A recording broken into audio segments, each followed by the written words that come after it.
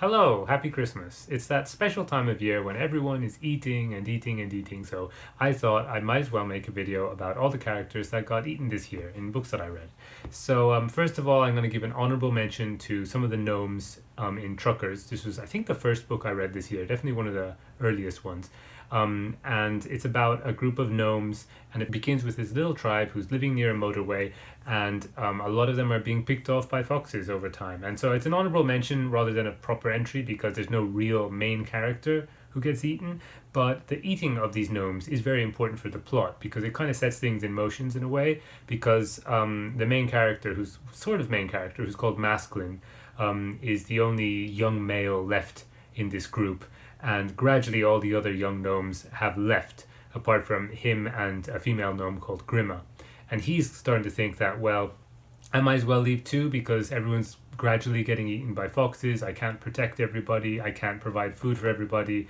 The rest are all kind of older, I should say, which is why they can't fend for themselves so well. So he's got this sort of mounting sense of, I guess, despair and like wrestling with his sense of responsibility and the desire to sort of go off and forge his own path and find a new way, wrestling with his desire to, stay loyal to his tribe and save his tribe. And in the end, he's stopped from leaving by Grima, who convinces him that he needs to protect the group and he can't leave. So this makes him find a third way which combines those two desires, which is basically to go off on a sort of adventure with the whole group. So shout out to those poor souls who got eaten by foxes because their deaths set the whole wonderful trilogy in motion, and that trilogy is something I'm still in the middle of right now and enjoying every second of. Now onto the list proper with The Mouse, the Duck and the Wolf by Mac Barnett. This book I was originally attracted to by the cover because it has a very distinctive illustration style of John Klassen, the Canadian illustrator, who's probably my favorite writer from Canada, I think. But he's definitely my favorite illustrator from Canada. It begins with a mouse getting eaten by a wolf, and this is terrifying and scary for the mouse, but once inside the wolf, he finds a duck, which has also been eaten by the wolf and is actually enjoying his life. In fact, as far as he's concerned, the belly of the wolf is his home, and he has like a little, dining table and framed pictures on the wall, and he's just, I suppose, from the detritus of things that he's found, put together a little duck house inside the wolf. I guess we're not meant to think about it too much. The thing that's very interesting about this story is that as the mouse comes to, accept the duck's point of view, that actually they're in a good position and not in a catastrophic one, we have to kind of wonder, is the duck, turning disaster into opportunity? And is he just, being very positive and finding the good in the bad? Or is he totally deluded, and are they going to get digested? There is a kind of underlying tension there, which is what makes this story interesting, I suppose.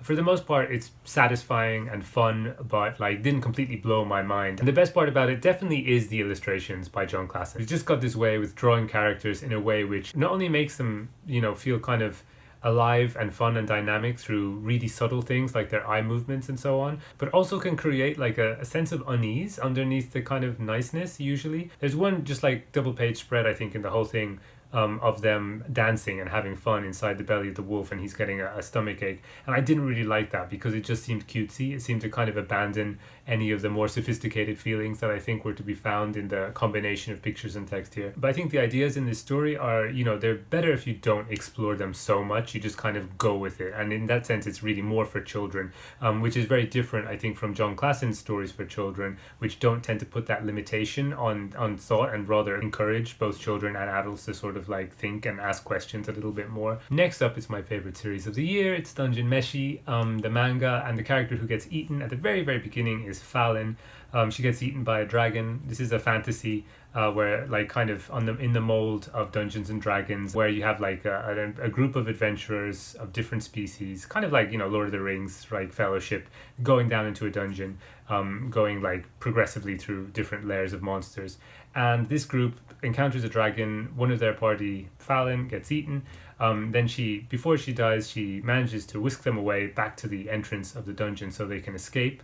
But 3 of the survivors decide that they're going to go back into the dungeon and find Fallon and rescue her from the belly of the dragon. The thing about Fallon's having been eaten by the dragon is that it kind of encapsulates the whole beginning of Dungeon Meshi in a way, because it seems very fun and simple, sort of like Red Riding Hood, right? The idea that a monster could eat you, but then somebody could come and save you anyway. So it seems just like this nice little plot hook. But as we go on through the story, complexity builds in a lot of different ways. One of them is that we find out that eating is actually like the central theme of the whole thing. I mean, that's not something we really find out, to be fair. That's something we know from the beginning. It's in the title, which is dungeon food. Not only is eating absolutely essential to the plot and the themes of the whole series, but also the idea of resurrection, again, both plot and themes, because eventually we learn that inside the dungeon there is a spell, or a curse if you will, depending on how you look at it, which means that if somebody dies, then their soul stays attached to their body, to their physical remains.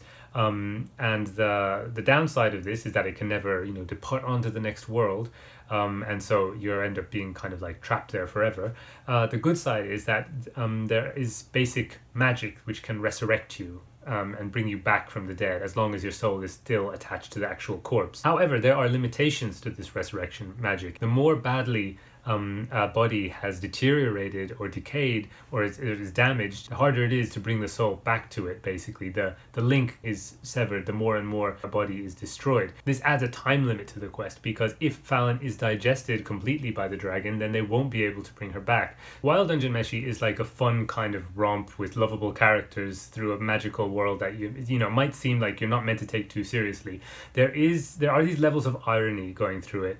So, for example, the fact that they're constantly eating monsters to survive, and yet their purpose is to stop their friend from properly being eaten by another monster. You know what I mean? But there's this other one which is really great, which I didn't even really realize on the first read through. It's only when I was putting together this video that I thought about it, which is that Fallon is like a healer. She uses like white magic to protect people and also exorcise spirits. And that's her speciality, we learn. Like in these different flashbacks, we see her and the group of adventurers interacting with ghosts, and we see the contrast in their personalities, because most people are scared and want to fight or run, whereas she is sympathetic and even kind towards the sort of undead monsters they find, and wants to help their souls find rest. So this we can see is like a really positive, a nice thing about her character. So Fallon's like main thing is helping the dead move on into the afterlife. But of course the point of the adventure in Dungeon Meshi is not to let Fallon's soul find rest and move on with your life, but to go and find her dead body and bring it back to life, no matter what the cost.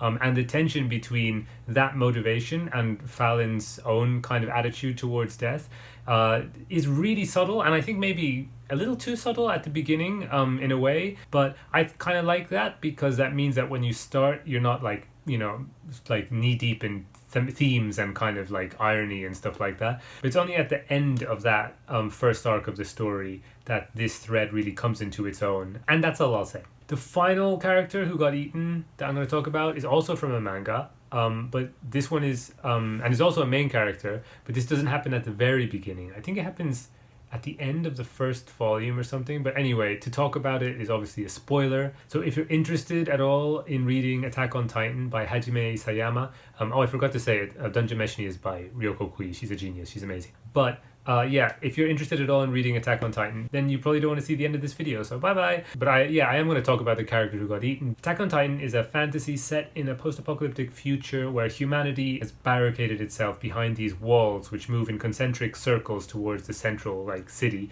And there's these giants that have taken over the world. And it's sort of like a medieval setting, except that they've invented sort of new technology to deal specifically with the giants, which appeared one day and started eating everybody. The main character is Eren. He and his sister, I forget her name, and best friend, I forget his name, first undergo the trauma of seeing the giants break through the outer wall and eat their loved ones, and then they escape to the next wall in. But then years later, when they're a bit more grown up and they've been training to be able to fight the giants break through again, and it's really wonderfully drawn, and the tension is great, and it's horrific. They're kind of like really hellish Hieronymus Boschy kind of giants of all shapes and sizes, and they've got these like weird staring eyes, and they just pluck people out of windows and eat them, and it's pretty gory, and it's great, honestly. Like, the drawing is so good, but at the very end of the first volume they get Eren and they eat him, and that was shocking, and it was the kind of shock twist that I actually didn't like, because it really worried me. And the reason it worried me was because I thought, how can the story go on like this? It can only go two ways, right? Either Eren has been eaten and he's gone now, and the world that has we've seen through his eyes up until this point is where we're going to stay, and we're going to stay with the survivors who have to deal with him being eaten. And like, it was kind of like a, you know, a trick, like at the beginning of Psycho or something, to have him as the main character to introduce us, only to kill him off and really shock us, and then leave us as, you know, kind of lost as the surviving characters. And it'll go, and that would be great, right? That would be the really brave and interesting way to start a manga, right? To have, like, to start a fantasy series, right? To kill off your main character. I love when main characters get killed off. It's too rare that main characters just die and we're left in that world to deal with the consequences. And when I say main characters, I mean like the main character, no, like the number one that we're supposed to be following. But anyway, that would be the brave thing to do. The other thing is that he's not really dead. And if he's not really dead, then what is the point of the giants? They're so scary. They can just grab people and eat them. But it, you know, somehow if he's not dead, it's like some magic or something has to save him. So how would this work? Like, when he gets eaten, I don't just mean he gets swallowed, because we see like the teeth come down on his arm, and that arm is gone, right? So it's like, it's going to be very difficult for him to continue as a protagonist in the state that he's in, you know, like armless and inside the belly of a giant. So then we get to the second volume, and I'm full of trepidation. And the beginning is great because he's inside the stomach of the giant, right? And we've got some bits with other characters going around and like, oh my god, he got eaten, and that's scary and great. And when it's him, we can see he's conscious and is awake and being, you know, digested, and it's all dark and really, really scary, like Belly of the Beast, you know, like Jonah, but without any chance of God coming. And he's conscious and thinking about his friends and thinking about how he's failed and all this stuff, and it's very grim stuff. And then he turns into a giant. He turns into a giant and just pops out of there. I don't know. Yeah, there's this rule. Someone, I forget, one famous writer had a famous saying about how you should only ever really introduce one fantastical element into a story when you're writing a fantasy, and then have people react to that thing. And then, like, the more fantastic things that you add, the more times you ask people to completely suspend their disbelief, then the more pressure you put on your work.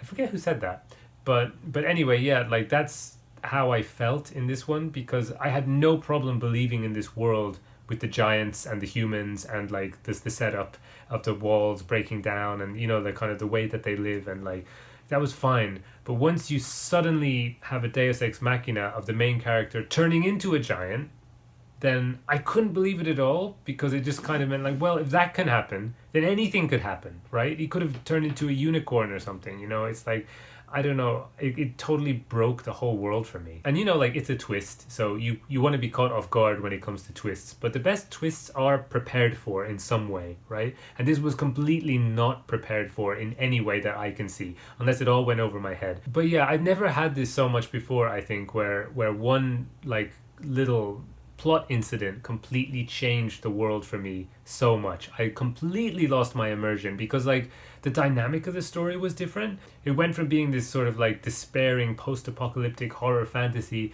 to being like the Incredible Hulk, because from now on the main character can just change into like a big super giant and fight the other giants. I guess they needed to find a way to give the characters hope, and give them a way to fight back and stuff, which I'm not against. Or like, it's not that I just want to read like the grimmest thing imaginable, but I just couldn't get re-immersed in that world after that happened in the story. And I stuck it out for 2 more volumes, but then I was done with it. Which, yeah, is like, it's a shame, but also it's super interesting for me, because, yeah, like I said, I've never had that, I think, that, at least that I can remember, where a plot point was the thing which completely like kind of broke a world for me and made me feel like, why am I reading this anymore? But those are my people who were eaten in 2024. Maybe I should do a regular thing of this, like every year, have a whoever got eaten. I suppose it depends on what gets read next year. But yeah, let me know. Did anybody get eaten for you this year in your books or otherwise? And who's your favorite character that got eaten? Or what's your favorite instance of characters getting eaten in fiction? And did it help the story, like in the case of Dungeon Meshi, or did it destroy the story, like in the case of Attack on Titan? Let me know down in the comments. I'd love to chat. Hope you're doing lots of eating as well, and I'll catch you in my next video. Bye bye. Happy Christmas.